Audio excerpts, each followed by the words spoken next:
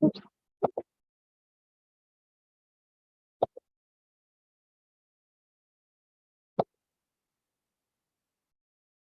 thought I had admitted everybody and I had just admitted one person. Hello. Give me 1 minute and we're going to get started. I'm getting my YouTube live people together.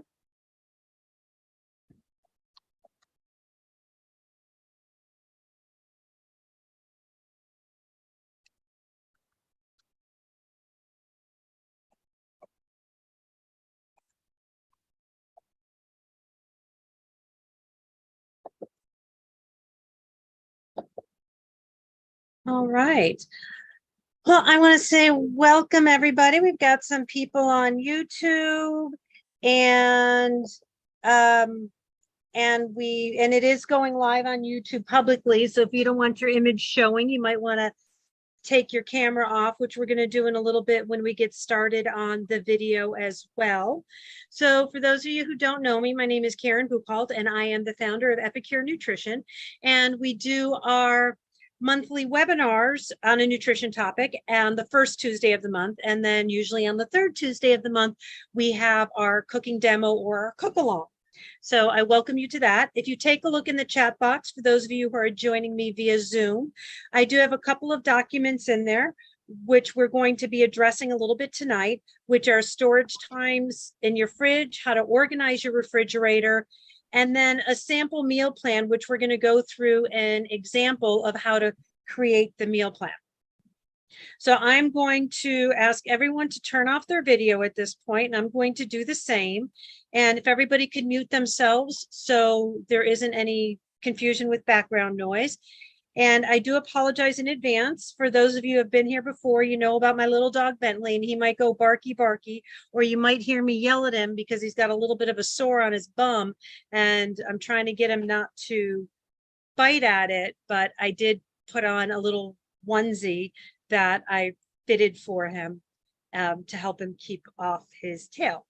So enough about that. Let's get to meal planning and meal prepping. And I'm stopping my video. All right, so once again, welcome. I'm Karen Buchholz, the founder of Epicure Nutrition. Today, we're going to be talking about meal prepping and planning. And I keep on forgetting to switch that because you really need to plan before you prep. And everywhere else I have it meal planning and prepping, except for on the, oh, I'm not sharing my screen, so you don't see what I'm talking about yet. Oh my, let's get to that. No, let's try that again.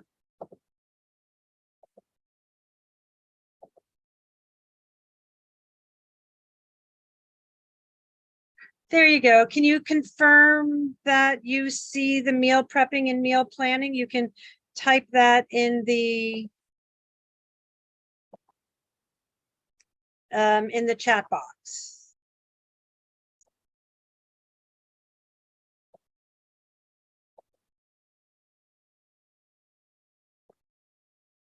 Got way too many windows open and I should have closed them before I started. My apologies. No, that's not the one that I want. Oh my.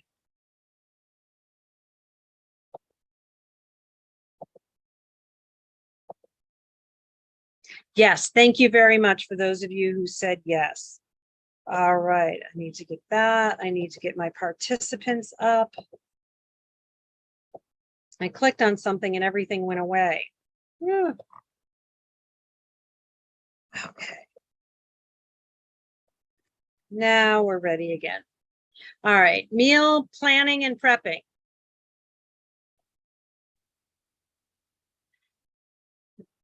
So what is the difference between meal plan and a meal prep? Well, with the meal planning, you're going to decide on your meal basics. What recipes is it that you're going to do? You're going to choose a prep day and finding out the ways to create and develop the recipe if you're not getting them from somewhere. Meal prepping is actually the chopping, the dicing, the mincing, and the measuring. And it can or cannot include, it doesn't have to include cooking for the entire week. A lot of times what's helpful is, and we'll go through this at the end of the webinar, is that if by planning your meals, you'll know if you're going to need chopped onions for like 4 days and how many of those days you need the chopped onions. So the prepping could be that you chop your onions for the week, you chop your garlic for the week, so that when it comes time to make that meal, you will already have everything prepped and you just kind of got to put it together.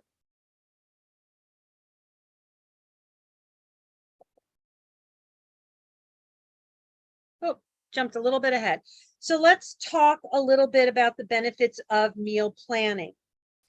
You can spend more time with the people you would like to spend time with.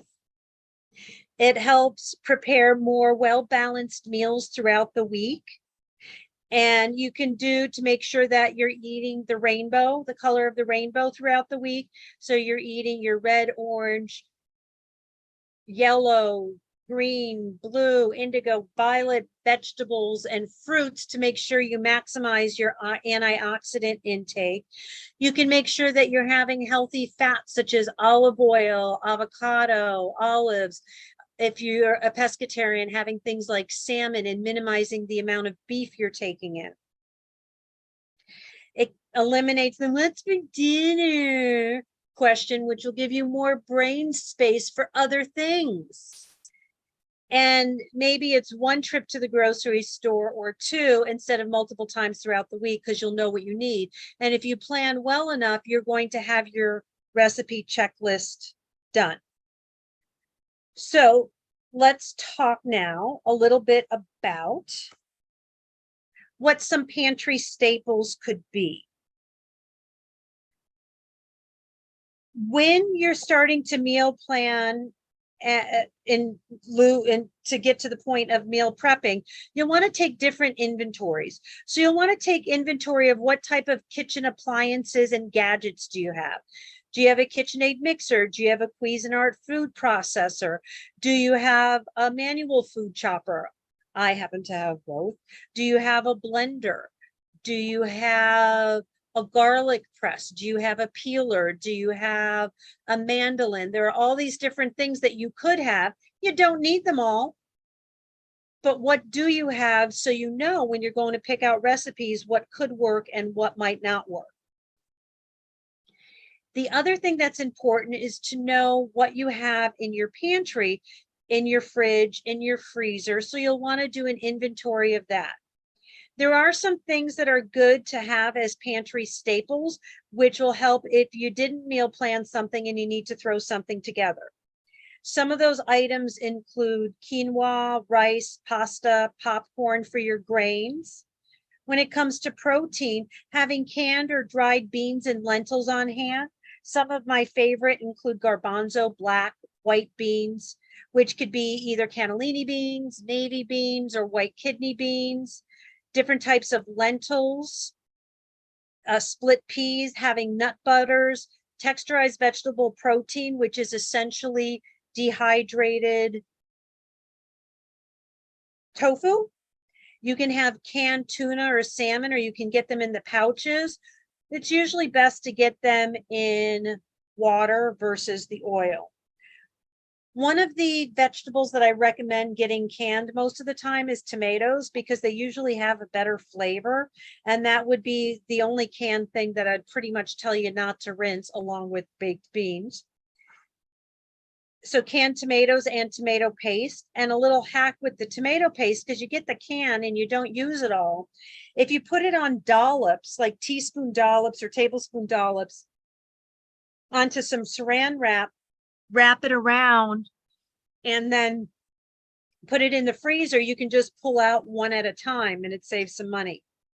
Frozen veggies are a great alternative to fresh. Things such as peas, corn, pepper, artichokes, and broccoli or cauliflower are great to have in the freezer. I like frozen fruit.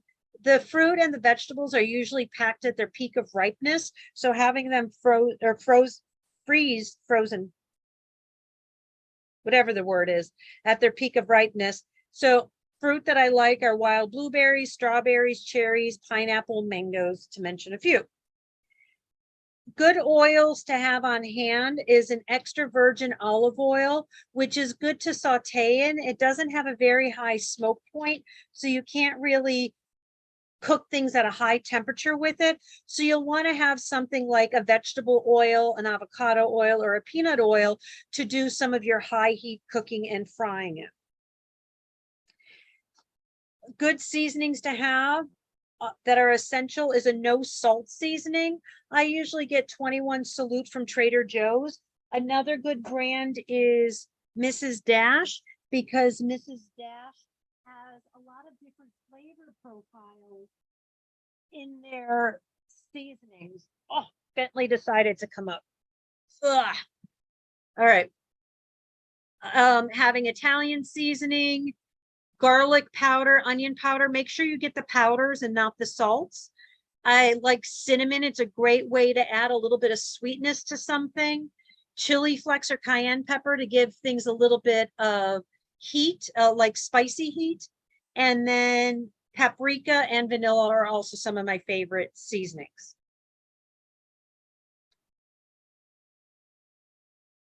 Next, oof, Bentley's kissing me.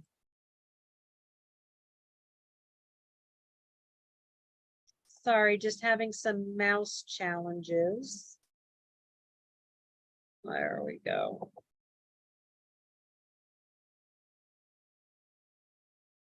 Oh my. Let's try this again.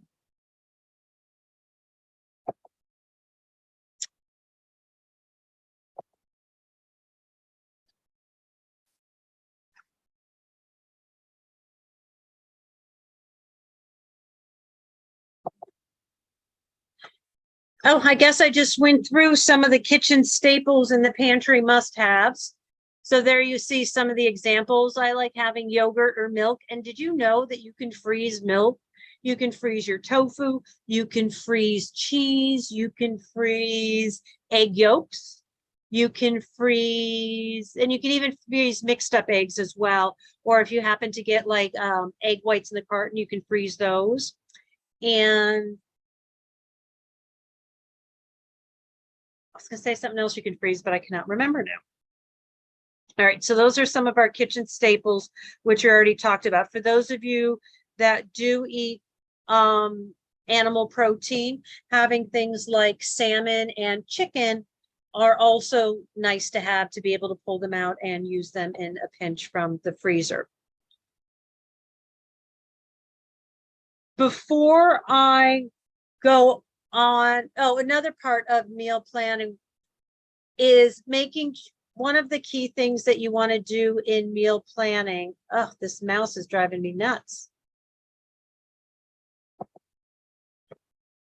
We'll go back all the way to here with meal planning, is that before you start figuring out what recipes it is that you want to take inventory of everybody that you live with and what are your likes and dislikes. Are you a selective eater or are you adventurous? Are you willing to try something new or do you want to stick to the tried and true? And when you're picking out your recipes that you're finding or you're developing, cook the food profiles you like. If you like Mexican, try Mexican recipes. If you're a meat and potatoes person, start with that, but try to get some recipes that might expand the base, because eating more plant-based proteins in general is just healthier for you. And by doing the inventory of your pantry, which we talked about,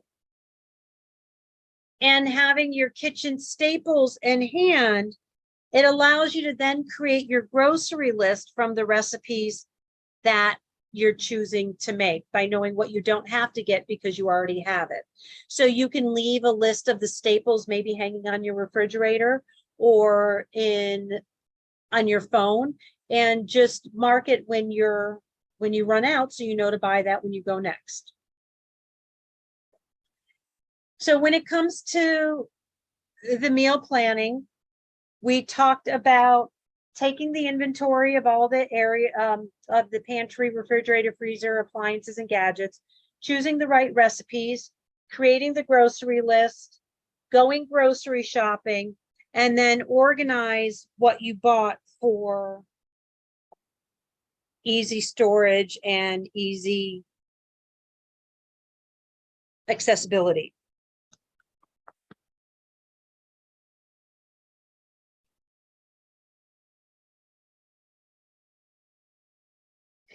And when it comes to choosing the right recipes as well, remember to look at the difficulty level of the recipe. If you're just learning how to cook and you're just starting out, choosing an advanced recipe could be very challenging. But look at the difficulty level that they put on there if you can, because you'll find out some things aren't as difficult to make as you think they are.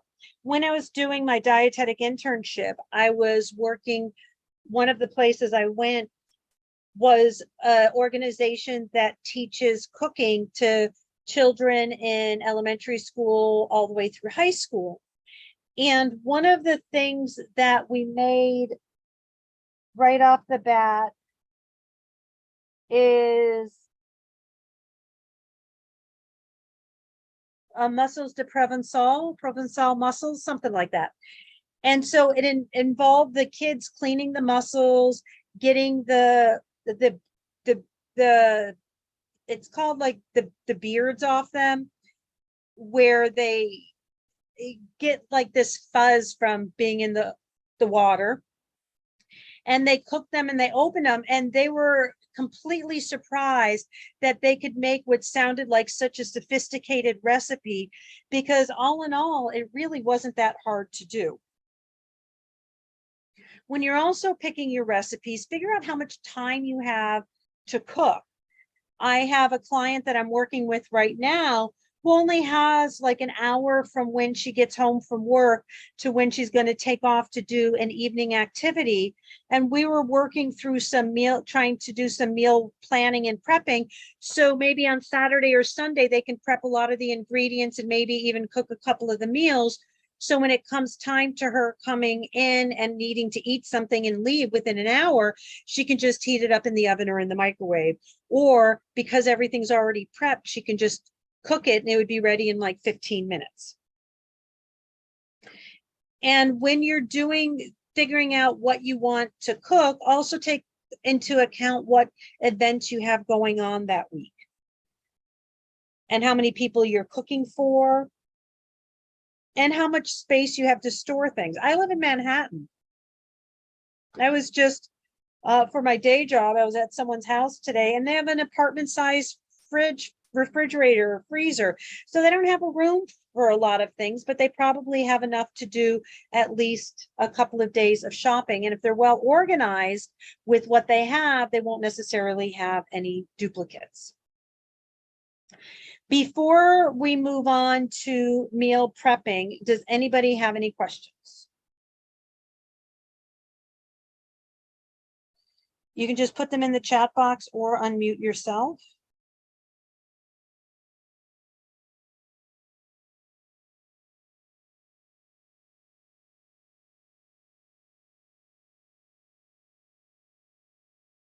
Okay, moving on.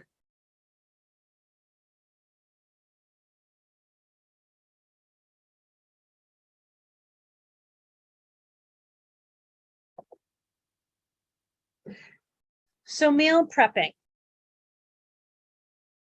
Prep all the appliances and cooking equipment you need, organize the ingredients, and prepare the food. Sounds pretty simple, right? You want to make sure that you have an adequate chopping space so that you don't injure yourself with chopping with the knives. The most dangerous knife in the kitchen is a dull knife. So you'll want to make sure that you have good knives. And join me for my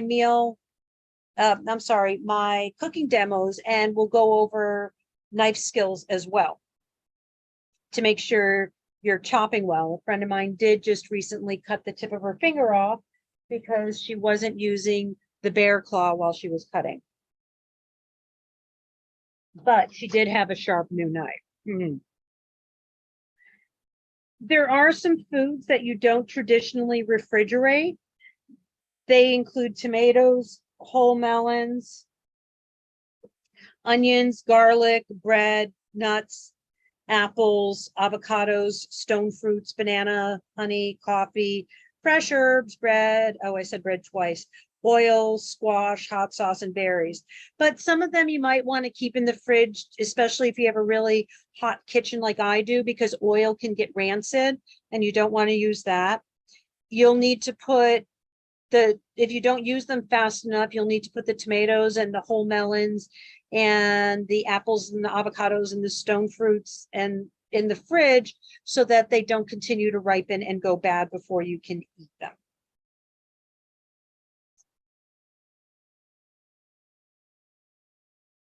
Oh, me and this mouse, I tell you, it's going to be the end of me today.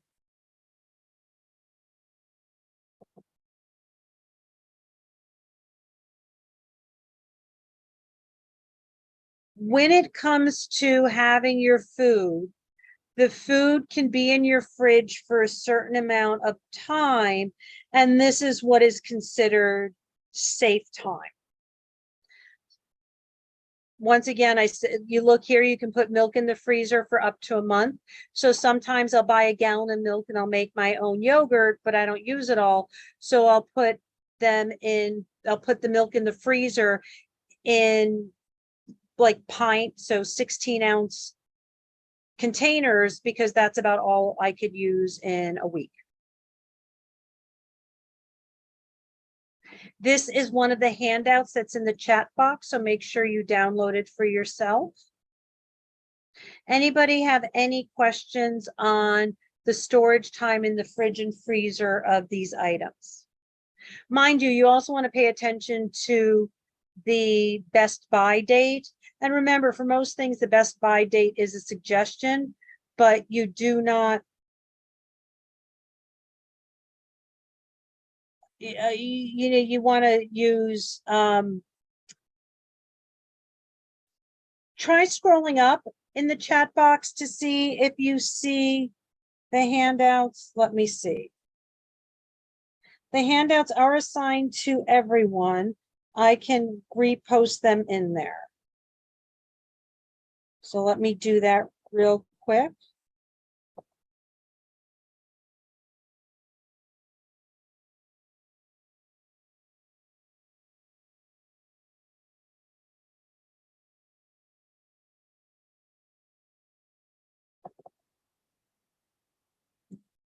There's the one,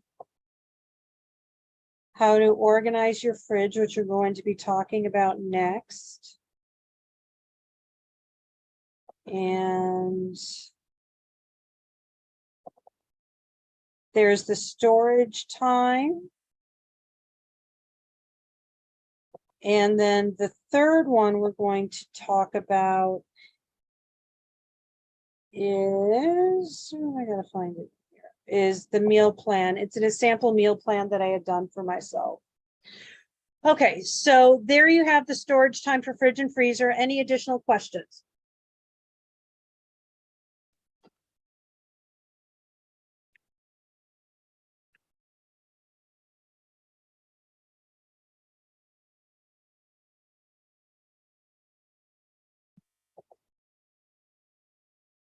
So the next is how to organize your fridge. Organizing your fridge is very important because what happens, like when you go to a commercial establishment, a restaurant, a hospital, nursing home, catering business, they really have to organize their fridge in the appropriate way. If the health department comes in and does an inspection and they find that things are not stored properly in the refrigerator, if they're not marked properly, they will get cited. So you really want to wrap or cover your foods to prevent loss of moisture or flavor. One of my clients' house that I went to and looked in his freezer, he just had the most freezer burn steaks and chicken that you can imagine, because he just separated them and threw them into his freezer. When you put things in your fridge, you want to try to think about what could drip and contaminate things, which is why your raw meats are going to go on the bottom. One of the things that I don't get about refrigerators is why the crisper is on the bottom, where for food safety, even though it is in a container and it does have a drawer, I really would like to see the food crispers a little bit higher up in the refrigerators. To me, it just makes more food safety sense. You don't want to store milk in the door, because if you think about that, that's going to be the coldest part of your, or the warmest part of your refrigerator. So items that are in the door are things that are a little bit less perishable. Water, drinks, wine, your condiments. Does anybody have any questions about storing things in your refrigerator?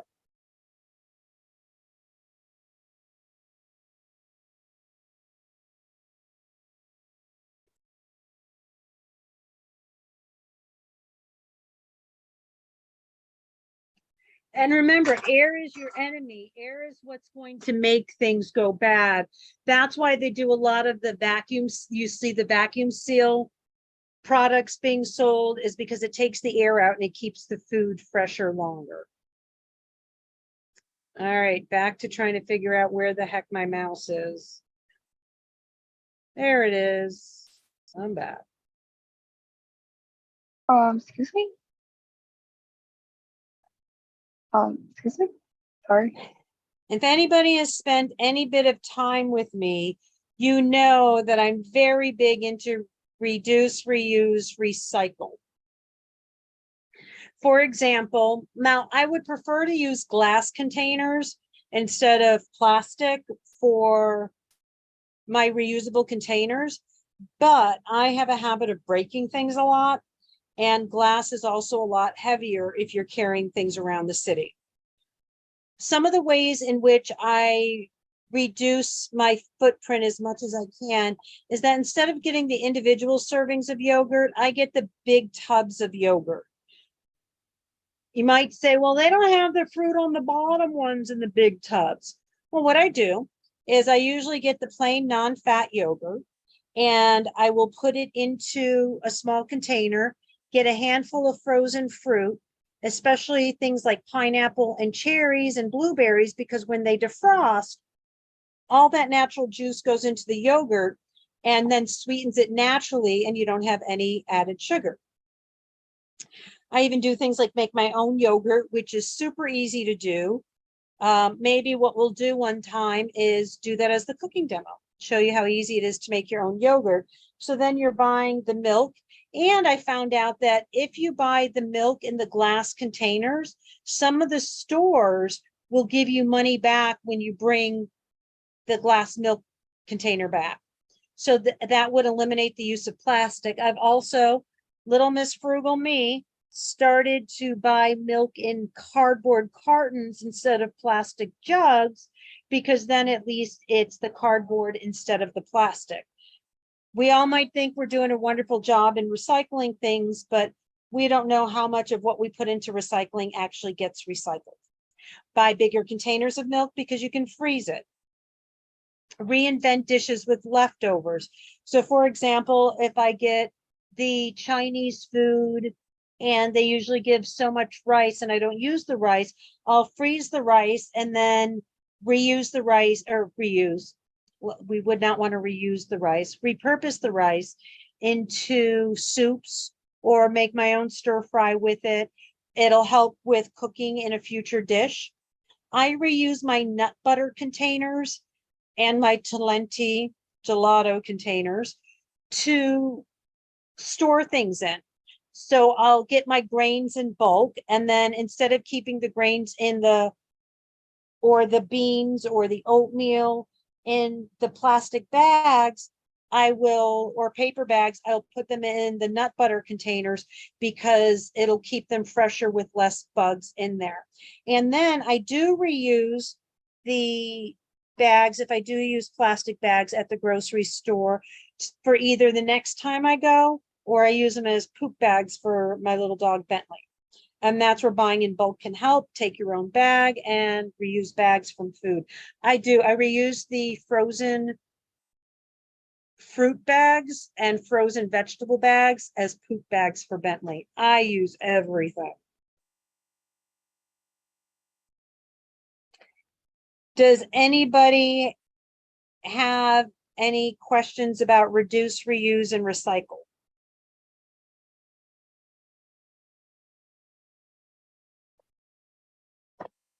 Oh, here comes Bentley. He's going to jump off and bark. Are you done, Bentley? People would like me to continue.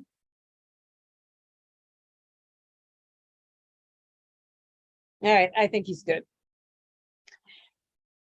Some other last minute tips for meal planning and meal prepping is to make like a big thing of vegetable soup and put it in small containers. And a lot of times I'll do it and I'll make it just like a bland vegetable soup with, oh no, hold on 1 second. I lost my screen sharing. Give me 1 moment.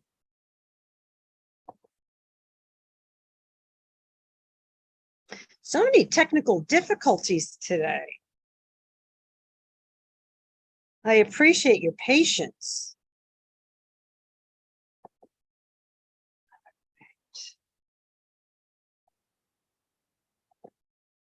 All right, there we go.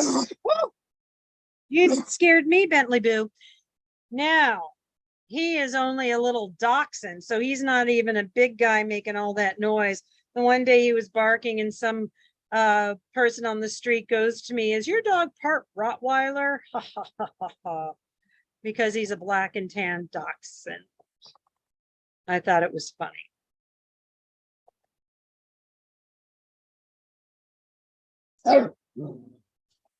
Oh, Bentley.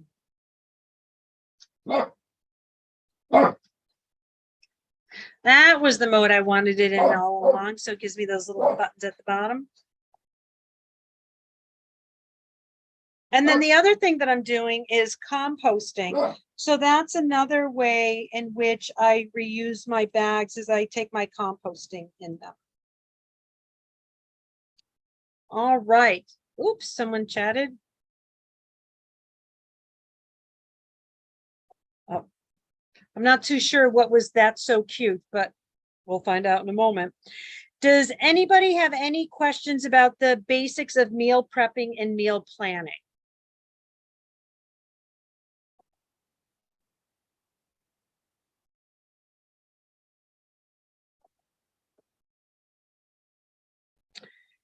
All right, so I'm going to switch to a different screen. Give me 1 moment.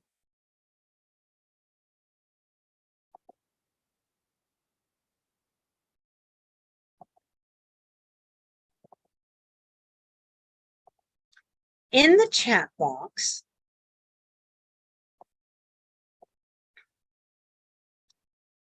is where I have this meal plan Karen Buchholz for you to take a look at. And I'll go to the beginning. So one of the programs that I offer, if you're working with me, is meal planning to do it for you, so you don't have to do the meal planning yourself. We'll go through and find out what your dietary preferences are, likes, dislikes, and what your skill level is in cooking and how much time you have to prepare things. And what's great about it is you can even swap recipes out to make it easier for your meal planning. So if you want 1 week in which you're using like orange peppers, onions, and garlic, and corn, and you're going to just make it a whole bunch of different ways throughout the week, you can do something like that. And what you'll get, you got to turn your head to the side, is you'll get a calendar. This one's just small with day 1, 2, and 3, just as an example, but it can go all the way to day 7. You can choose breakfast, lunch, dinner, and snacks. You can also omit a meal and put something else in if, for example, you wound up going out to dinner instead, or you had a birthday party you had to go to. And then what it does is it gives you your grocery list. You can mark off what you already have and it'll take it off your grocery list. And then it gives you the recipes with the different ingredients. Now you can pull up all these recipes or print them out and have them side by side. What I did was just copied and pasted the ingredients.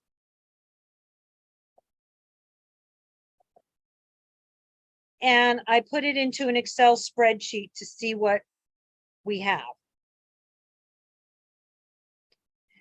Now, so we've got the day 1 through day 3, breakfast, lunch, and dinner.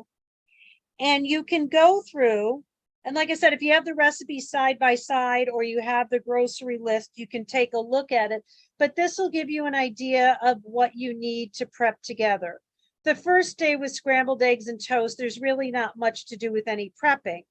But here, even something as simple as the oranges, we'll see that on a couple of days, we have oranges. So this happens to be an orange week, which is great. So you buy some oranges. And if you happen to buy a bigger bag because it's cheaper, then it works. But what you could do is right here, it's talking about 8 oranges. You can cut those 8 oranges up all on the first day. So that prepping of those snacks and those breakfasts is out of the way, because you realize that you're going to cut up and bag or put into, and I even wash my plastic bags. Ziploc bags last me a year. I don't even go, I don't even know. And then a roll of paper towels can last me a year or two. It's crazy. All right. And then we'll see here that we've got cilantro chopped, and we can look anywhere else to see if there's cilantro. I don't see cilantro anywhere else. Does anybody else? And you can unmute yourself and tell me, because I don't have my screen up, my second screen up anymore.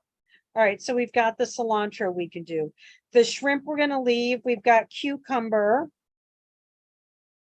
Do we have cucumber any other day? And cucumber is maybe one of those things that you don't want to do too far in advance because it can get a little bit slimy. But I don't see any cucumber. We've got the bell pepper.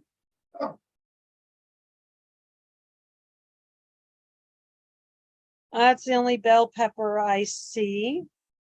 The rice noodles, we're not necessarily going to prep that. The mixed greens, you can run it if depending on how you're buying your mixed greens. If you're already buying them like triple wash, it's up to you whether you want to wash them or not.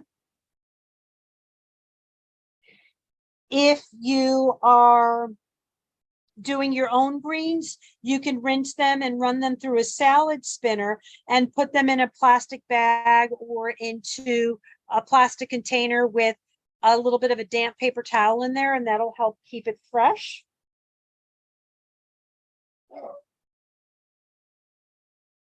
And, you know, we see here that we've got the mixed greens, where over here, for the spinach salad, it has us using, or the salmon salad, it has us using spinach. It's up to you whether you want to use mixed greens or spinach for them. You can always swap that out for yourself. We see we have hard-boiled eggs here, and we just have the hard-boiled eggs once, but that's something that we can prep while doing other things. We've got the tomatoes, sunflower seeds, not much prepping there. You can always measure out your snacks for the week. So you can measure out your 2 ounces of peanuts and get those out of the way. You have all these vegetables to do things with, but we don't seem to, oh, cucumber. Here we got a sliced cucumber here and a diced cucumber here. So we know that we can prep those on the same day and just put them in different containers. And a great way to label your containers is with masking tape, because you can always peel it off. And so I use masking tape a lot to do that. And this is just scrambled eggs again. You could cut up your strawberries on your prep day. You could measure out your pumpkin seeds on your prep day. Up here, we've got grated carrots, and we had carrots over here. So we can prep the carrots on the same day and just put them in separate containers. Here you've got some bok choy that you can prep. So you can even just highlight the things that you want to prep. You can prep the green onions.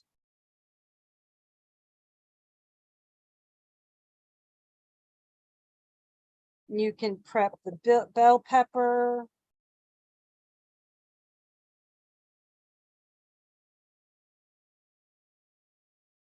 Anything else I'm missing that you might want to prep?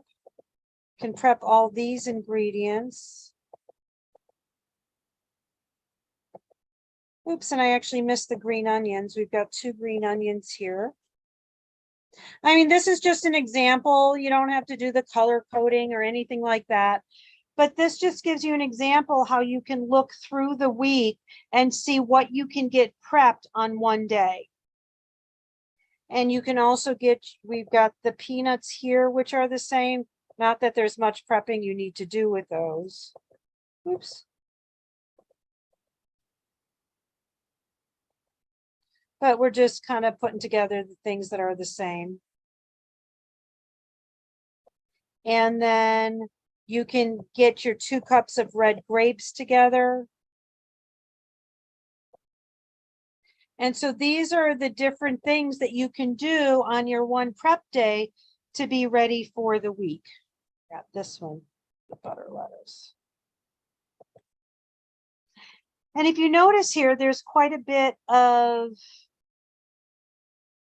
vegetables here and non-starchy vegetables, which are important because you want half your plate at most meals to be non-starchy vegetables. So this is an idea of how you could, if you're, spreadsheet or table savvy, you can do something like this, where you put a spreadsheet together, or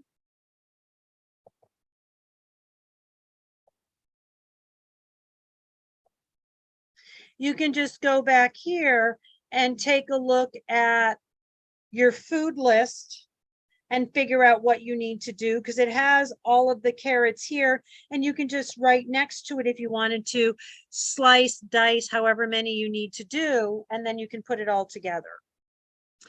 Those are just some ideas.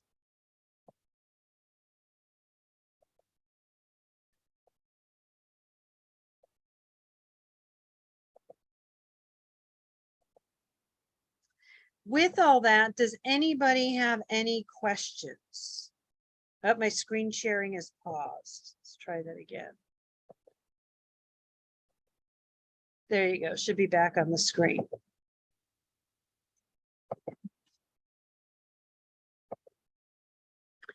Anybody have any additional questions about the meal planning or the meal prepping? So you need to plan before you prep, and you can decide how much prepping you want to do on one day. I highly recommend prepping as much as you can if your weekday schedule is pretty tight, and pick the recipes that are more challenging to do on days that you have more time, and make enough for leftovers so you don't have to cook every day. Whatever you have for dinner one night, maybe it can be lunch for 2 days. If you cook too much and you're sick of it, put it in the freezer and pull it out another week, and it's like having a TV dinner. Oh, I have a question. What is that? So for the container we used for storing the food we prepared, is there any differences between like the using the plastic ones or the glass one? It's whatever your preference is. You know, and when you're using your plastic, choose your plastic wisely. And if it starts peeling or cracking, you'll probably want to try to recycle it or get rid of it. Like I said, the main reason that I don't use glass is because I continually break it. And I would be spending a fortune on replacing everything that I break. Thank you. You're welcome. And that's where you can also, if you do takeout and they send you those plastic containers, if you're washing them by hand, it's better than washing them in the dishwasher because they won't break away as much, but you can reuse those for your prepped ingredients. I mean, glass is definitely a better way to go because the amount of microplastics that we're introducing into our body whenever we use plastics. But if we're careful about it, and when things start deteriorating, getting rid of them, it'll minimize the microplastics. And if the screw parts are on the, like if you have something with a screw lid, making sure that and it's plastic, that the threads are on the outside versus the inside, because that'll minimize the amount of microplastics that'll go into your food or drink.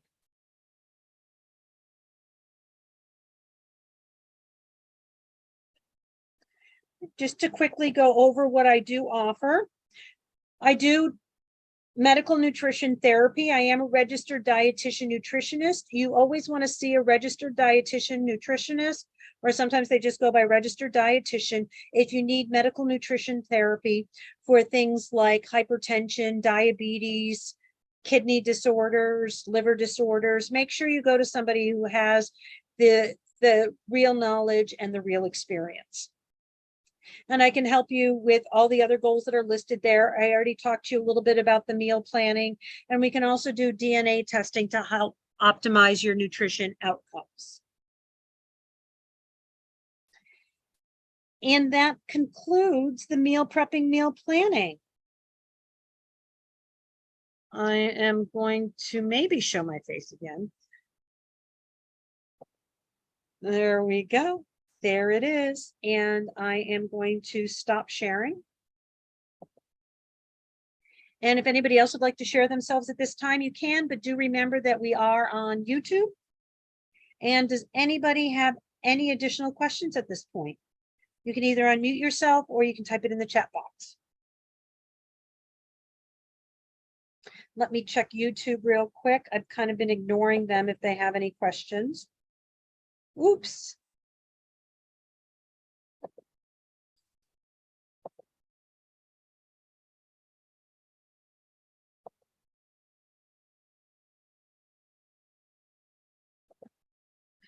And there are not any questions, so we are okay there.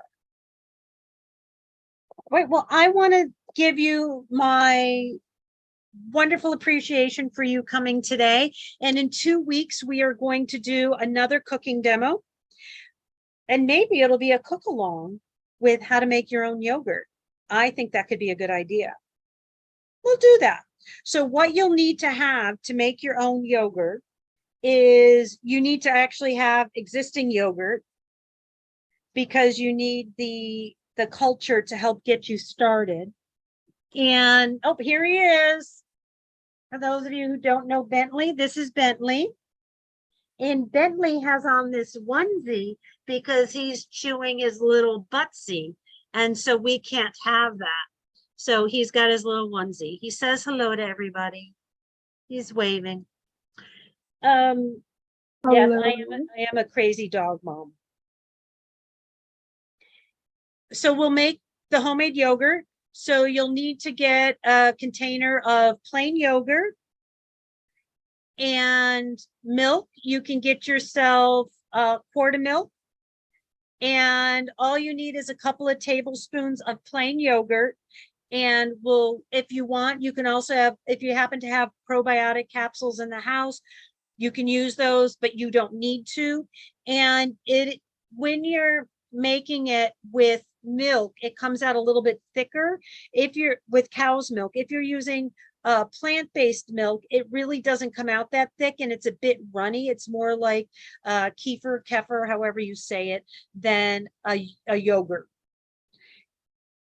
And we'll do that in 2 weeks. At this time, I want to, food plans of what to eat for breakfast, snacks, and handouts. So in the chat box, you'll see the meal plan that I put in there that has some ideas for snacks, the breakfast and handout. Do you not see that third document in there? If you want additional food plans and such, you can reach out to me one-on-one and we can talk about how we can get those to you. So you can reach out to me at Karen@epicurenutrition.net. So Karen at Epicure Nutrition. Yeah, we're going to have me spell that right. EPICURENUTRITION. Yes, .net. Okay, so reach out to me and I can help you with more snack and meal planning ideas so it's more personalized for you. I want to thank you very much, and we'll see you in 2 weeks for the cooking demo or the first cook along. It's a cook along, not a cooking demo, a cook along. Or we'll see you in about 4 weeks, the first Tuesday in October for the next webinar. If there's something in particular that you would like to have, please send me an email and I will be happy to try to put that together for you either for October or November. All right, be well. Bye-bye.